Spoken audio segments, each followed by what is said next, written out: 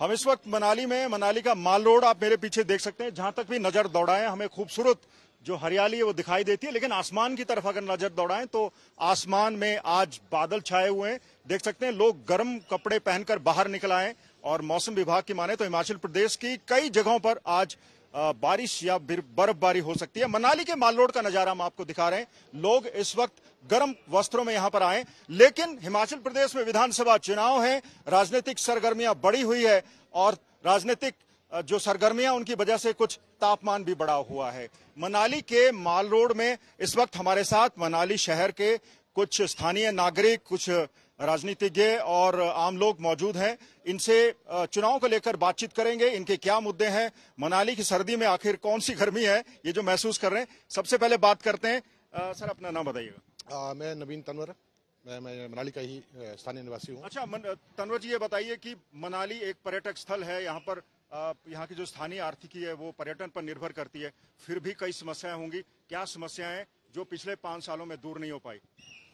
देखिए, हमारा जो ये मनाली क्षेत्र है, ये आपने ठीक कहा, ये टूरिस्ट हब है, लेकिन कुछ सालों से यहाँ पर हमें देखने को मिल रहा है कि टूरिस्टों की जो आवाजाही है काफ़ी परसेंटेज में कम हुई है। कारण यही है कि जो हमारे स्थानीय मंत्री है और जो अभी सरकार थी, भाजपा की सरकार थी, ये बिल्कुल नाकाम हुई है। जो मूलभूत सुविधाएं पर्यटकों को मिलनी चाहिए थी वो यहाँ नहीं मिल रही है। सबसे पहले आप वोल्वो बस स्टैंड का लीजिए, नीचे उसके मतलब जैसे ही टूरिस्ट एंटर करता है या बस से उतरता है, सामने उसको हर जगह गंदगी का आलम नजर आता है। मतलब अपनी जो मूलभूत सुविधाएं जैसे शौचालय नहीं है। अब इतनी दूर से सफर 12 घंटे का सफर करके टूरिस्ट आते हैं तो सबसे पहले उनको शौचालय की प्रॉब्लम आती है। बाकी भी आप देखें कि टूरिस्ट पॉइंट्स इतने जो पहले के डेवलप हुए हैं, जो वही चले हुए हैं, कोई नए टूरिस्ट पॉइंट ऐसे कोई डेवलप नहीं किए हैं।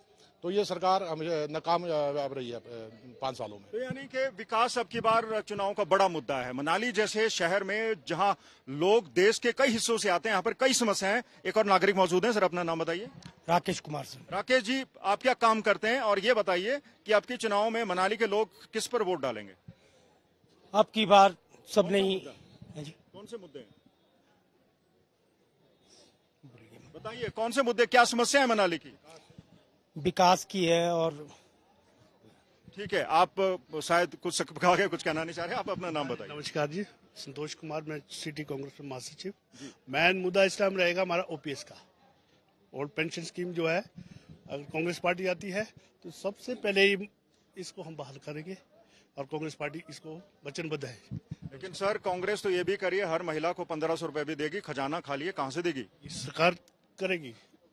ये तो कल हमारे बड़े करेगी, जो कुछ कह रही है करेगी। अब सर ये बात बताइए कि मनाली शहर का ताल्लुक स्वर्गीय प्रधानमंत्री अटल बिहारी वाजपेयी से भी रहा है। यहाँ पर बड़ा आदमकद उनकी मूर्ति लगी हुई है, अटल टनल बनी है। आप ये बताइए, अटल टनल से लोगों को क्या फायदा हुआ?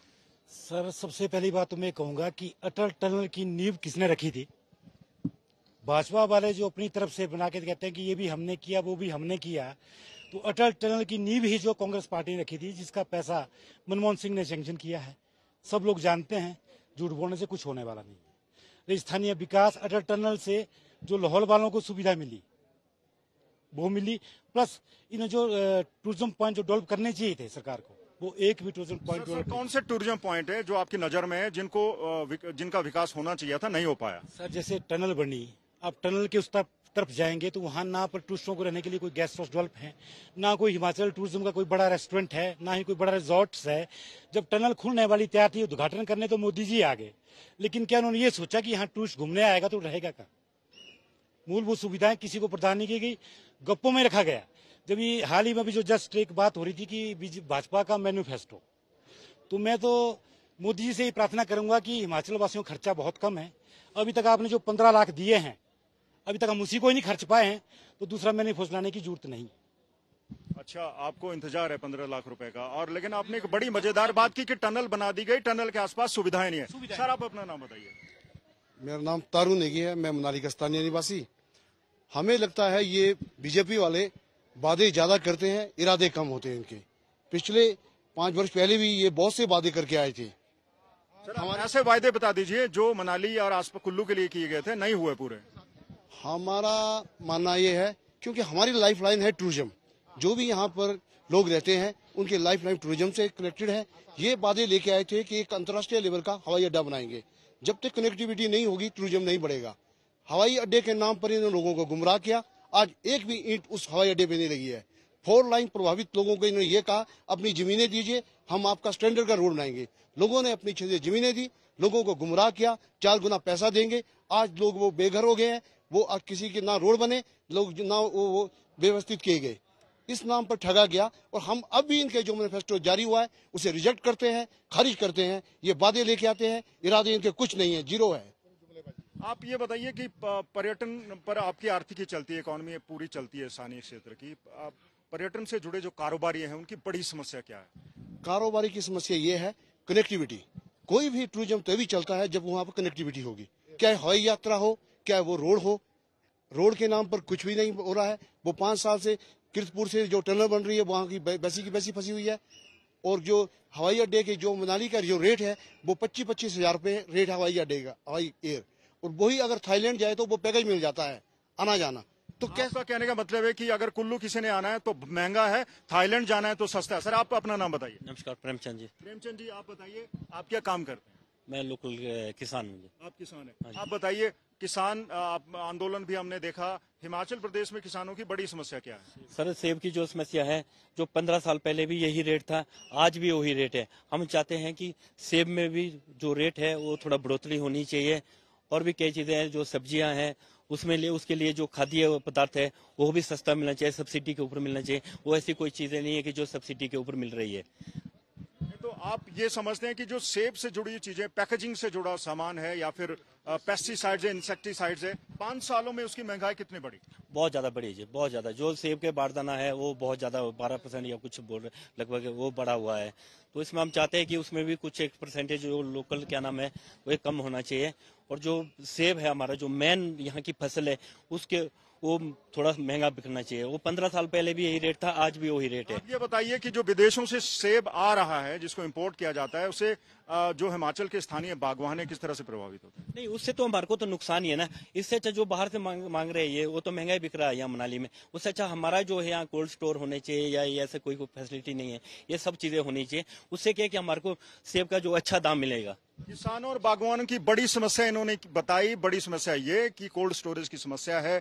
विदेशों से सेब आता है, फल महंगा बिकता है। जो स्थानीय फल है, सेब है, और उसके दाम इनको अच्छे नहीं मिल रहे हैं। 2 और स्थानीय निवासी इस वक्त और हमारे साथ मौजूद हैं। सर अपना नाम बताइए। मेहरचंद ठाकुर। मेहरचंद जी, आप ये बताइए कि मनाली के लोगों की सरकार से क्या अपेक्षाएं थी, क्या उम्मीदें थी 5 सालों में जो खरी नहीं उतर पाई? 5 सालों में बहुत सी अपेक्षाएं थी। जैसे टूरिज्म पॉइंट पे अगर हम बात करें तो टूरिज्म में हमारे पास आपने देखा होगा जिस रोड से आप आ रहे हैं, तो इस रोड में हमारे पास अगर जो मेन सीजन होता है ट्रैफिक जैम की समस्या हो जाती है।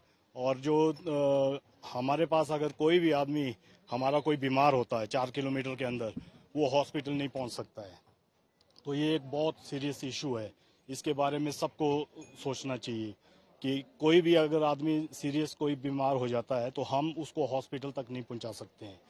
पैदल हम जल्दी पहुंचेंगे, गाड़ी से हम 2-3 घंटे हमारे को जाम में फंसना पड़ता है। आपके कहने का मतलब है कि आपके यहाँ स्वास्थ्य सुविधाओं की दरकार है लोगों को, लेकिन जयराम ठाकुर सरकार तो कह रही है उन्होंने आयुष्मान भारत शुरू किया और एम्स खुलवा दिया बिलासपुर में। सर एम्स खुले अच्छी बात है, पर अगर हम उस हॉस्पिटल तक उस मरीज को ही नहीं ले जा पाएंगे तो उस हॉस्पिटल से क्या करेंगे? और जिस हॉस्पिटल्स तो बन गए वहां पर अगर आपके पास डॉक्टर ही नहीं है, सुविधा ही नहीं है, तो फिर क्या फायदा है? अगर हमको एक इमरजेंसी के लिए वो तो रेफर कर देते हैं कि आप चंडीगढ़ ले जाओ या शिमला ले जाओ या अभी जो एम्स निकला है वहां ले जाओ, तो वहां तक ले जाने के लिए कितनी दिक्कत हो जाती है। हमारा मरीज नहीं बचता है। सर भारतीय जनता पार्टी जो है जोर शोर से ये भी कह रही है कि अटल टनल बन गई, लोगों का जीवन जो है बदल गया, घाटी पार के लोगों का। आप भी स्थानीय निवासी हैं, आप ये बताइए अटल टनल बनने से घाटी पार के जो लोग हैं उनका जीवन कितना पलटा है?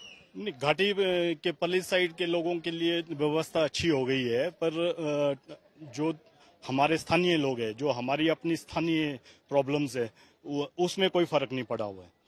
अब जैसे आप अभी बात कर रहे थे सेब की बागवानी की, तो सेब में आज की डेट में देखो इन्होंने हमारे को गत्ता प्रोवाइड नहीं हुआ इस साल, अब ट्रेस प्रोवाइड नहीं हुई, तो हमारे को जो है लोकल मंडियों में उतने अच्छे दाम नहीं मिले।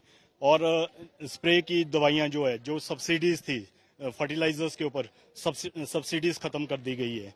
और आज की डेट में हमारे को जो है बागवानी करनी इतनी मुश्किल हो गई है। अगर हमको 40 रुपए 50 रुपए दाम मिल रहे हैं, उतना तो हमारा खर्चा ही पड़ रहा है उसके ऊपर।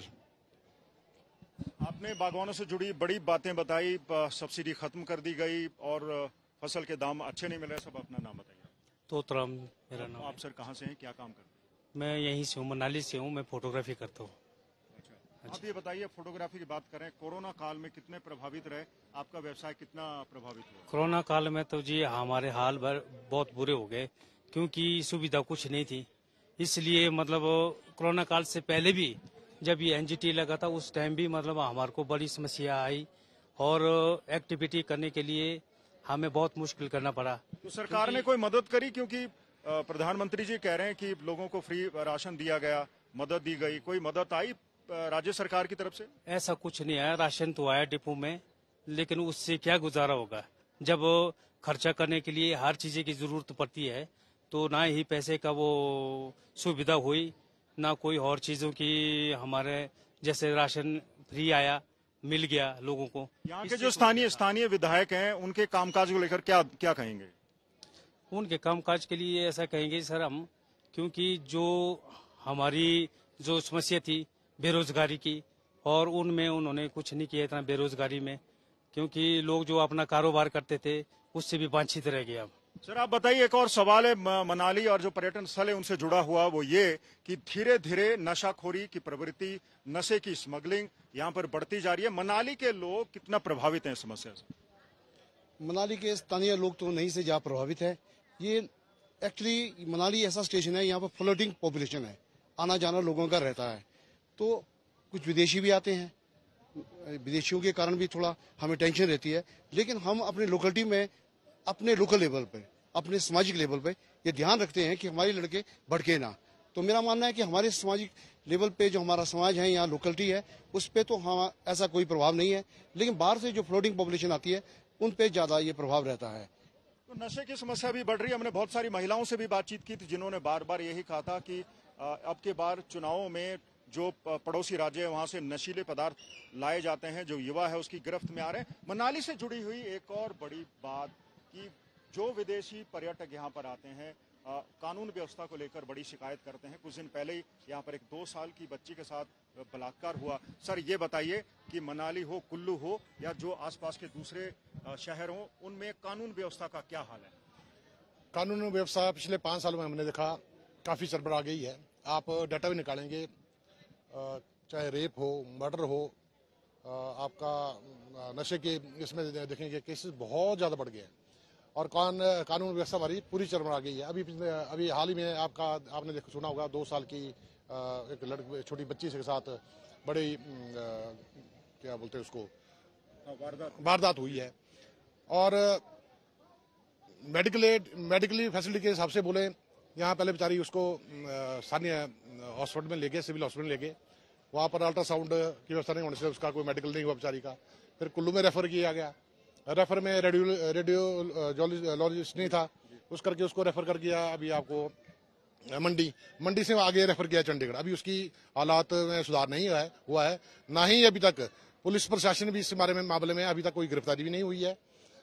पीछे हमने धरना प्रदर्शन, पुलिस थाने में जाकर धरना प्रदर्शन भी किया था, लेकिन उनकी तरफ से कोई सारा तक कोई जवाब नहीं मिला। आरोपी अभी पकड़े नहीं गए? अभी आरोपी पकड़े नहीं गए। आरोपी यानी कि लचर कानून व्यवस्था है। बिल्कुल बिल्कुल बिल्कुल। हमने मनाली के स्थानीय निवासियों से बातचीत की। लोगों को यही नजर आता है कि मनाली में बहुत लोग घूमने फिरने आते हैं, जो स्थानीय व्यापारी है, व्यवसायी है, अच्छा पैसा कमाते होंगे, लेकिन मनाली के लोगों की भी अपनी समस्याएं। सबसे बड़ी समस्या सेहत को लेकर है। यहाँ पर रेफरल अस्पताल है जिनमें सुविधाएं नहीं है। अगर कोई व्यक्ति बीमार होता है तो उसको यहाँ से दूर दराज के अस्पतालों में ले जाना पड़ता है, दूसरे शहरों में ले जाना पड़ता है। हालांकि अब बिलासपुर में एम्स खुल गया है, सुविधाएं बढ़ेंगी, लेकिन मनाली के लोगों के लिए वो काफी दूर है। दूसरी बड़ी समस्या यहाँ के लोगों की यह है कि पिछले कई सालों से महंगाई बढ़ी है। महंगाई चुनावों का बड़ा मुद्दा है। महंगाई सिर्फ आम रोजमर्रा की चीजों तक ही सीमित नहीं है, बल्कि किसान बागवान जिन चीजों का रोज इस्तेमाल करते हैं, चाहे वो पेस्टिसाइड्स हो, इंसेक्टिसाइड्स हो, या फिर उपकरण हो, या फिर पैकेजिंग का सामान हो, सभी चीजों के दाम बढ़ गए हैं और सब्सिडी किसानों के मुताबिक, बागवानों के मुताबिक उनको नहीं मिल रही है। कुल मिलाकर कुल्लू में इस वक्त हवाएं भले ही सर्द हों, लेकिन राजनीति गरमाई हुई है। राजनीति वायदों की है, राजनीति उन वायदों की है, उन चुनौतियों की है जो अब भारतीय जनता पार्टी के सामने इन चुनाव में आने वाली है। 12 नवंबर को प्रदेश के लोग नई सरकार चुनेंगे, किसको चुनते हैं ये परिणाम ही बताएंगे। कैमरा पर्सन अमन गुप्ता के साथ मंजीत सहगल, मनाली, आज तक।